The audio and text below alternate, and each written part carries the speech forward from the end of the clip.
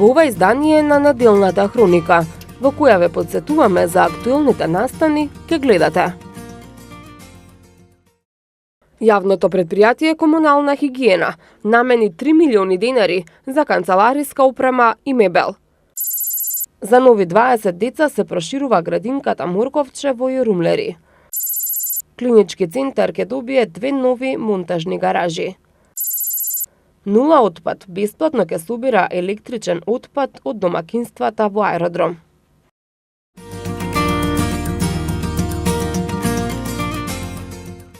Со 24 гласа за и 8 против, денеска советниците од Советот на град Скопје ја изгласаа програмата за инвестиции на јавното предпријатие Комунална хигиена, со која се предвидуваат 3 милиони денари за набавка на нов канцелариски мебел и канцелариска опрема, како и 600.000 денари за изготвување стратегија за справување со ризици.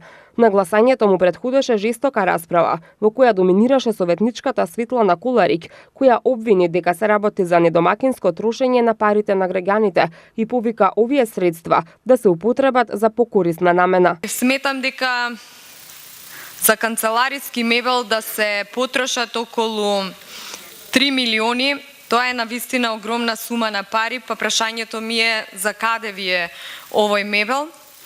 Стратегија за управување со ризици ќе чини 600.000 денари.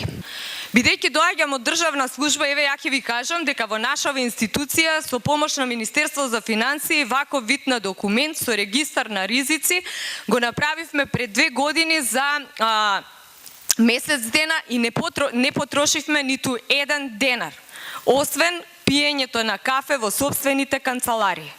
Према тоа сметам дека на овој начин навистина тука или се манипулира, или се злоупотребува, се злоупотребува сопствената институција.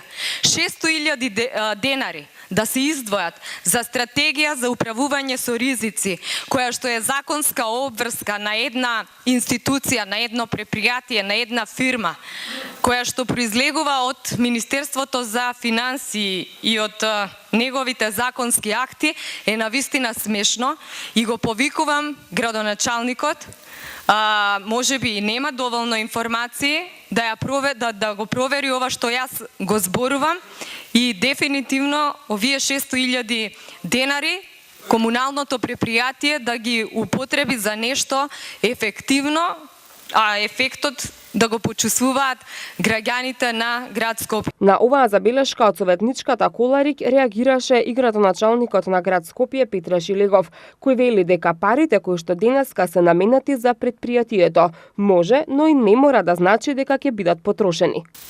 Зборуваме за инвестициона програма.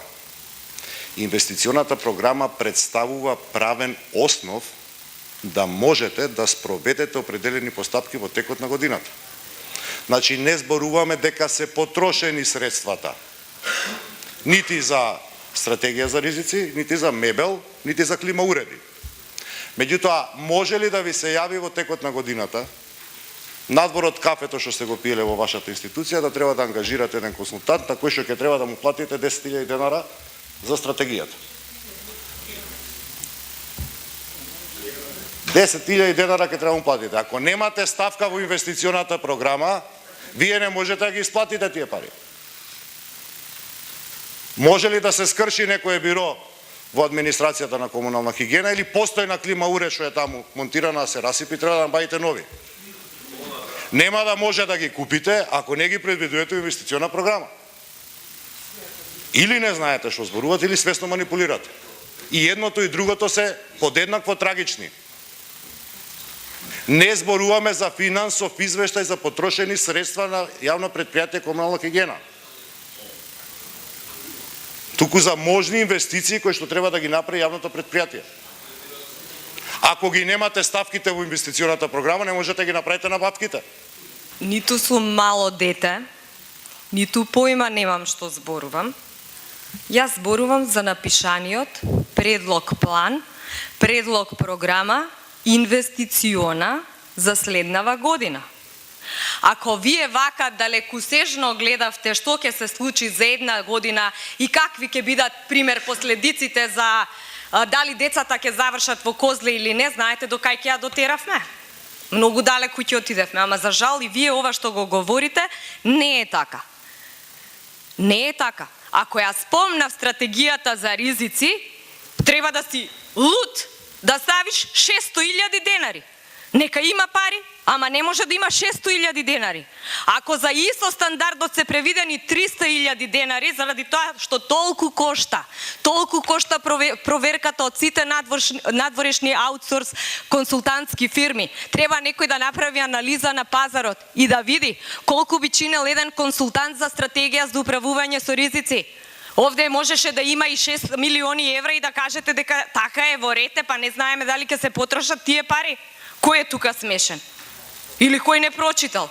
Па верувајте дека е така. Пред да напишам некој документ и да предвидам средства за не дај Боже, треба да направам анализа за пазар. Жестока реакција кај советниците од опозицијата имаше и за планот за вработување, со што се предвидуваат нови 300 вработувања во ова предпријатие под надлежност на градот. Реакциите од советниците се однесуваа на поврзаноста на новите вработувања со претседателските и евентуалните локални избори.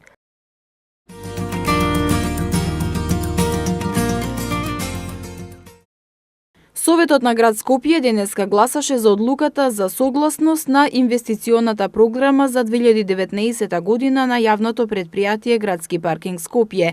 Во рамките на оваа програма град Скопје преку јавното предпријатие Градски паркинг предвидува нови 1500 паркинг места во градот во текот на оваа година. Програмата предвидува изградба на 2 монтажни катни гаражи во рамките на клиничкиот центар Мајка Тереза со вредност од 50 милиони денари, со што капацитетот на ова паркиралиште предвидено е да се зголеми за дополнителни 350 паркинг места. Едната катна гаража предвидено е да биде изградена во непосредна близина на клиниката за гинекологија, а другата во непосредна близина на клиниката за инфективни болести. Со изградбата на овие 2 катни гаражи ќе се зголеми проточноста на возилата во кругот на клиничкиот центар, што во најголем дел се возила во сопственост на вработените. Со тоа ќе се намали сообраќајниот метеж кој подолг период се создава и го нарушува редовното функционирање на клиничкиот центар. Град Скопје работи и на унапредување на ценовната политика на јавните паркиралишта во градот согласно со праксата во европските градови со слична големина како нашиот град. Целта е да се усогласат ценовната политика на сите предпријатија во градот кои се занимаваат со оваа дејност, на начин што ќе се демотивира движењето и паркирањето на возилата во централното градско подрачје, особено во строгиот центар на градот со цел намалување на сообраќајниот метеж што се создава таму. Советниците во Советот на град Скопје дадоа согласност и за набавка на 2 нови специјализирани возила за превоз на лица со потешка инвалидност.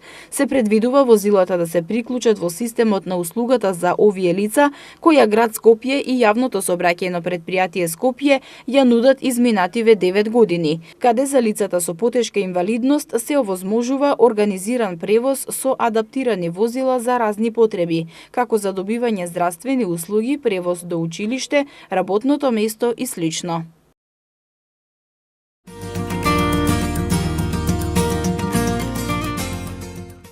Денеска почна второто полугодие за средношколците и основците. Во училишните клупи се врати околу 270.000 средношколци и основци, меѓу кои 20.000 првачиња. Додека траеше 3-неделниот распуст за учениците, имаше можност од негово пролонгирање поради опасноста од заразата од морбили, но тоа не се случи. Туку загадениот воздух им донесе дополнителни 2 дена одмор на учениците. Владата и Министерството за образование вчера соопштија дека мерката престанува бидејќи концентрациите на PM10 частичките се под дефинираниот праг на алармирање. Од Министерството за образование велат в понеделник ќе се знае дали учениците ќе ги одработуваат деновите од продолжениот зимски распуст, бидејќи училиштата се во функција. Претходната министерка за образование и наука Рената Десковска, презентирајќи ги измените и дополнувањата на Законот за основно образование, рече дека нема веќе да се учи во сабота. Според предвидените измени на Законот за основно образование, бројот на наставни денови нема да биде фиксно утврден, за да се избегне одработувањето на часови во саботите, за кои искуството покажува дека не се ефективни денови за настава. Со овој закон се предлага наставата во учебната година да се остварува во 175 до 180 наставни дена, што ќе се утврдува со календар на настава кој ќе го носи Министерството.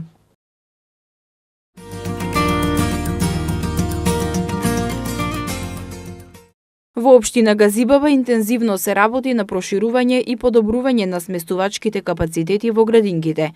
Градоначалникот на општина Газибаба Борис Георгиевски денеска најави проширување на градинката Морковче во населеното место Јурумлери. Како што истакна градоначалникот Георгиевски, целта е да се намали бројот на деца кои се на листата на чекање и родителите без проблем да ги запишуваат децата во градинка. Објектот Морковче е изграден во 2012 година и не ги задоволува потребните капацитети, па токму затоа ќе се доградува дополнително за уште една занимална, додаде градоначалникот Георгиевски. За оваа намена општина Газибаба издвои 2 милиона и 570 илјади денари, а со дополнителни 500 илјади денари обезбедени од буџетот на Министерството за труд и социјална политика ќе биде опремена градинката. Доградената просторија на градинката ќе обезбеди сместување за уште плюс 20 деца. Ние не застануваме тука. Продолжуваме и во наредниот период да работиме на решавање на еден од најголемите проблеми, а тоа е недостатокот на места во градинките. Други проекти на кои работиме и се реконструкција е градинката Калинка, лоцирана во населбата Железара, каде ќе се добијат 3 нови занимални кои ќе отворат место за плюс 60 деца. Во ова градинка ќе има и втора смена. Започнавме со изградба на целосно нова градинка во Стајковци, каде ќе се згрижат вкупно 140 деца. А во текот на ова година ќе започнеме и постапка за подготовка на проектна документација за изградба на сосема нови објекти во Трубарево, Синглич, Кераминица и Инџиково, кои ќе се реализираат во еднина. Георгиевски додаде дека со овие капитални проекти кои ги отпочнува општината, со проширување на постоечките капацитети и изградба на нови градинки, се зголемува капацитетот на градинките за нови 220 деца, со што се решава големиот проблем со сместувачкиот капацитет во детските градинки во општина Газибаба, со што листата на чекање ќе стане минато. Директорката на градинката Емилија Николова информираше дека во моментов во овој објект има запишано околу 100 деца, а има уште 44 на листата на чекање. Со проширувањето на објектите, листата ќе се намали.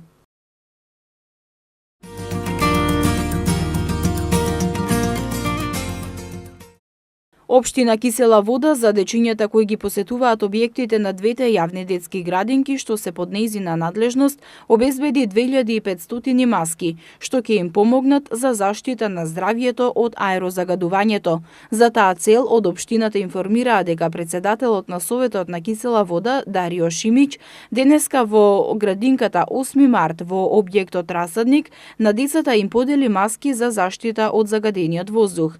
Во градинката Весели Цветови во објектите Мимоза и Синоличка заштитни маски на децата им подели секретарот на општината Александар Алексовски. Локалната самоуправа обезбеди 500 маски за возрастни лица кои ќе бидат поделени при зголемено загадување на амбиенталниот воздух. Доделувањето на маските е дел од мерките кои општина Кисела Вода ги презема за заштита на здравјето на своите жители, се наведува во нивното соопштение.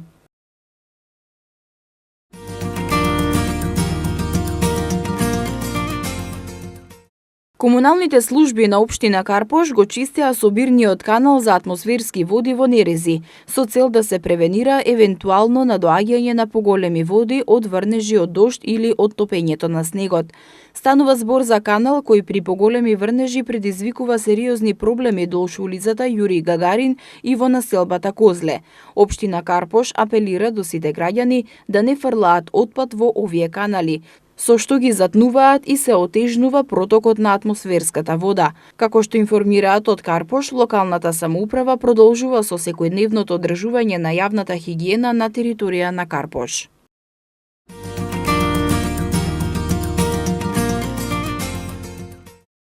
Во борбата за почиста животна средина се вклучи и општина Аеродром со промоција на новиот начин на собирање електричен и електронски отпад од домакинствата. Оваа акција се спроведува во соработка со колективниот постапувач Нула отпад, кои се задолжени за превземање на старите телевизори, машини за перење, бойлери или малите уреди за домакинство. За олеснување на процесот, отворена е телефонска линија, на која може да се пријави стариот електричен или електронски отпад. Општина Аеродром и оваа година ја продолжува соработката со Друштвото за управување со отпад, Нула отпад. Новитет оваа година е тоа што на телефонскиот број 070-236-000 ќе може самите граѓани да го пријават својот електронски отпад и од самото друштво да пуштат екипи да го соберат тој отпад од домовите.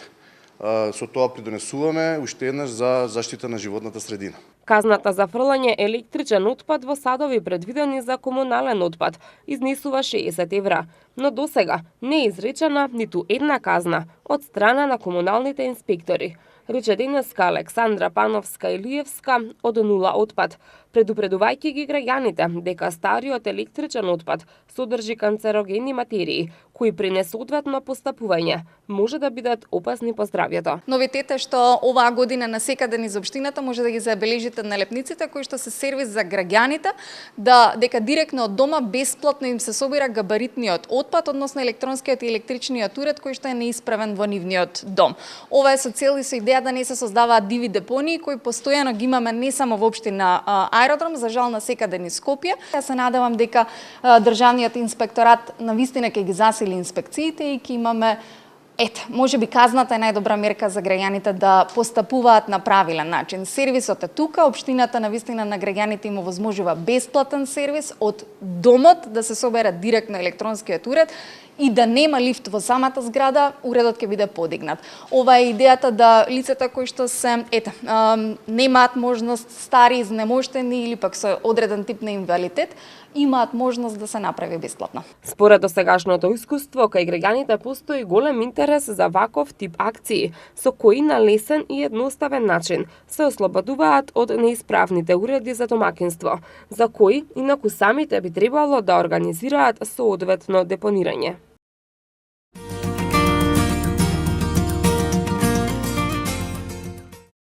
Откако се стопи снегот, отпадот расфрлан по јавните и зелени површини излезе на виделина.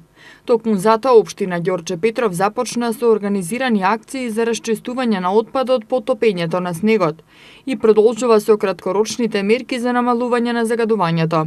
Од општината информираа дека 4 метри кубни смет се подигнати од населбата Даме Груев од улицата Лепенец, а комуналните служби, согласно временските услови, продолжуваат со чистење на општината. Една од причините за загадувањето на воздухот е и отпадот кој несовесно се расфрла по улиците, тротоарите и требните површини. Затоа апелираме за советност, истакнуваат од општината. Според нив, целта е да се исчисти Ѓорче Петров и полека општината да се подготви за зелената офанзива која ќе започне напролет.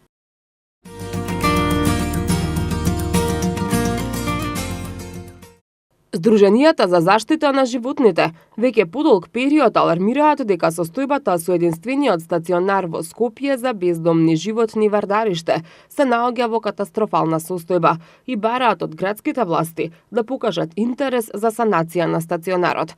И Драгана Вилковска од Левица на вчерашната седница на Советот на град Скопје побара јавното предпријатие Комунална хигиена и градот Скопје да обезбедат средства за реконструкција на стационарот Вардариште, каде што минатата година Шинтирската служба заловила 1182 куќиња. Според незините зборови, состојбата во стационарот не ги задоволува условите за престој на куќињата и истите умираат во големи маки, како резултат на болестите кои ги демнат таму. Вилковска нагласи дека дезинфекцијата на стационарот е неодложна и задолжителна, пошто би требало да следува и реконструктивен зафат. Препорачувам на представниците од Комунална хигиена да при планирањето на средствата од оваа програма издвојат најбрзо што може во тековнава година средства за итна санација, односно темелна дезинфекција и варосување поради дезинфекција повторно на стационарот Вардареште, бидејќи во моментов таму бесне епидемија на штенечак и на парвовироза, од која што умираат огромен дел од кучињата кои се внатре, а да не зборувам што тоа значи за улиците на Скопје. Значи, тоа не се многу средства, дезинфекцијата може и веднаш да се почне најбрзо со извршување, поради тоа што во моментов стационарот е секциониран, односно во студениот дел не се чуваат животни, така што полесно може да се изведе ова, имајќи предвид дека едниот дел би се користел за реновирање, другиот дел би се чувале животните и така. Неопходно е ова што побрзо да се изврши, повторувам, бидејќи представува моменталната ситуација закана и за сите нас, не само за животните кои се таму, кои умираат во многу тешки маки. Тврдејќи дека вработените во стационарот не се грижат доволно за кучињата. Секоја сабота активисти одат во Вардариште каде носат храна и кебиња. Во повикот на иницијативата за згрижување на бездомни животни Daisy Family Rescue стои дека на кучињата им се потребни храна, лекови и кебиња. Од друга страна, јавното претпријатие Комунална хигиена Скопје најостро ги демантира информациите кои што се однесуваат на лошите услови во кои што се чуваат и третираат бездомните кучиња во стационарот Вардариште.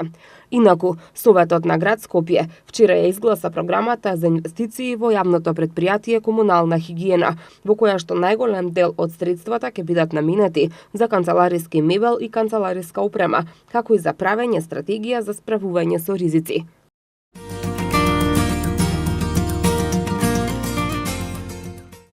МРП вакцини на кои стојат погрешно залепени декларации ќе бидат уништени од страна на компанијата Македонија Лек, која ги дистрибуира.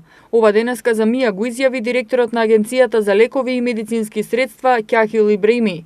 Од Министерството за здравство пред 2 недели по извршена внатрешна контрола во сите здравствени домови соопштија дека било утврдено дека во вакциналните пунктови се пронајдени 635 кутии од МРП вакцината, на кои стојат погрешно залепени декларации.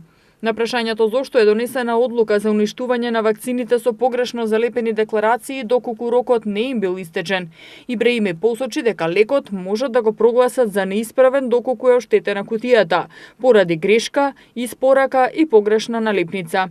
Кај вакцините Приорикс не се оштетени кутиите, само декларацијата е погрешена за нив.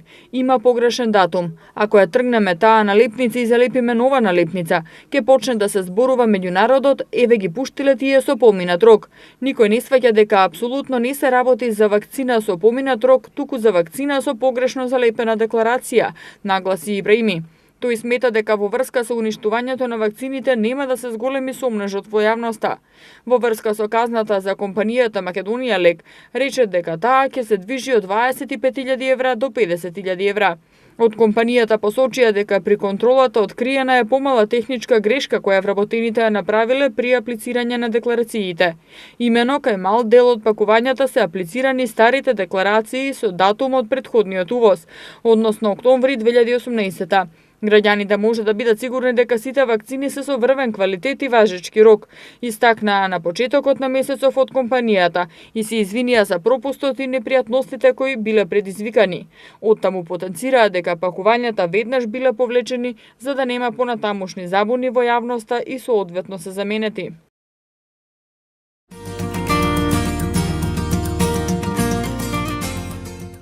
Загадувањето на воздухот најмногу ги погодува најранливите категории: децата, постарите граѓани, трудниците, хронично и срцеви болни, лица со астма и кардиоваскуларни и респираторни болести. Според Татјана Чекулев од одва иницијативата, мерките кои беа воведени не даваат ефект, зашто не редуцираат радикално ниту еден од главните извори на загадување. Ако немате намалување на количината на испуштени загадувачи во воздухот, не може да има ефект, освен ако не дувне ветер и го разнесе загадувањето. Таа вели дека краткорочните мерки треба да доведат до брзо намалување на загадувањето преку мерки на редукција, по принцип 50% до 100% намалување на сите извори на загадување, зависно од состојбата. Долгорочните мерки пак значат дека ќе се замени начинот на грејење во незагадувачки. Индустријата ќе користи најнови технологии и филтрацијски системи со кои ќе се намали испуштањето на загадувачките материи во воздухот, а одреден број ќе се дислоцира од градовите, а возилата ќе бидат над Евро 4 стандард. Воспоставување систем за минимален сообраќај во центарот, со можности за оставање на автомобилите на периферија од градот и користење јавен транспорт или велосипед до саканата дестинација. Ова се дел од долгорочните мерки кои би требало да се воведат за да се намали загадувањето на воздухот. Но додека чекаме да се преземе некој покрупен чекор за решавање на овој проблем, Министерството за здравство соопшти дека е во подготвителна процедура постапката за набавка на заштитните маски кои ќе бидат бесплатно поделени на лицата во здравствен ризик. Набавката опфаќа 40.000 специјални маски кои штитат од PM2,5 и PM10 частичките. Имајќи предвид дека законските процедури за набавка на маските се долги, оваа процедура се одвива со мало доцнење, нагласуваат од Министерството и додаваат дека и за идната година се планирани вакви набавки во зависност од потребите.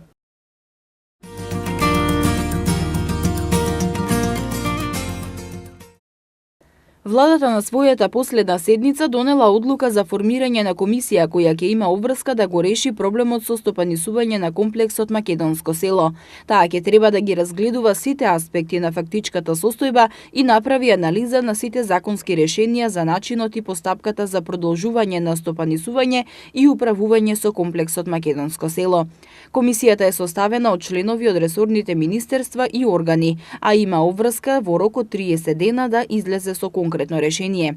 Македонско село престана да работи на 18 октомври 2018 година, а проблемот околу стопанисувањето со комплексот настана кога Тинекс едноставно го прекина договорот со кој се обврза да управува со Македонско село. Неофицијално причината била големите трошоци за менаџирање на овој објект. Компанијата Тинекс на 23 јуни 2016 година свечено го отвори комплексот Македонско село, лоциран во село Нерези во близина на манастирот Свети Пантелеймон. Етнокомплексот има 12.000 метри квадратни и е изграден во стилот на традиционалната македонска архитектура. Има автентични куќи од различни краишта на Македонија со сместувачки капацитет за 100 гости. Во состав на комплексот се хотел, ресторани и дополнителни содржини.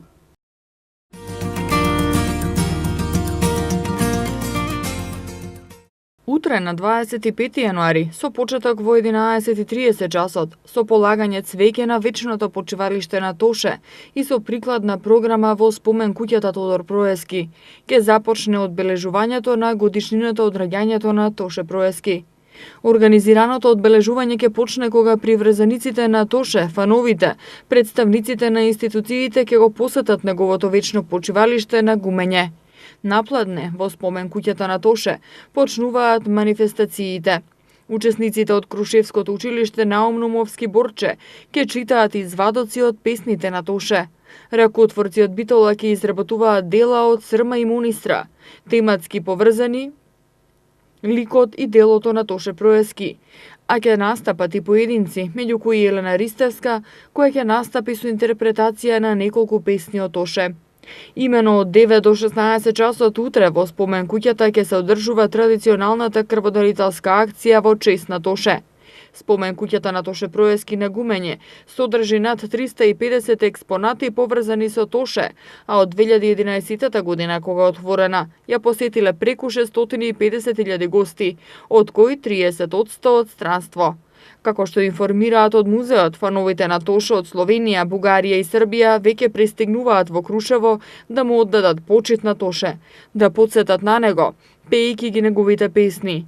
Утре се одбележува 38-миот роден ден на нашата и балканска музичка звезда Тоше Проески, кој трагично го загуби животот во сообраќајна несреќа кај Нова Градишка, Хрватска, на 16 октомври во 2007 година.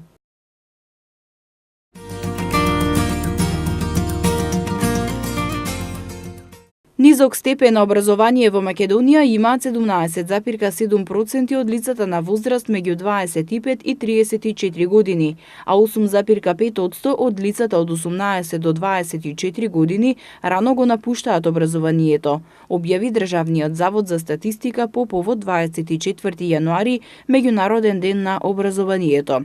Во формалното образование и во образованието надвор од редовниот образовен систем учествува 10,7% од работоспособното население. 25 часа по лице се поминати во образовни активности надвор од редовниот образовен процес.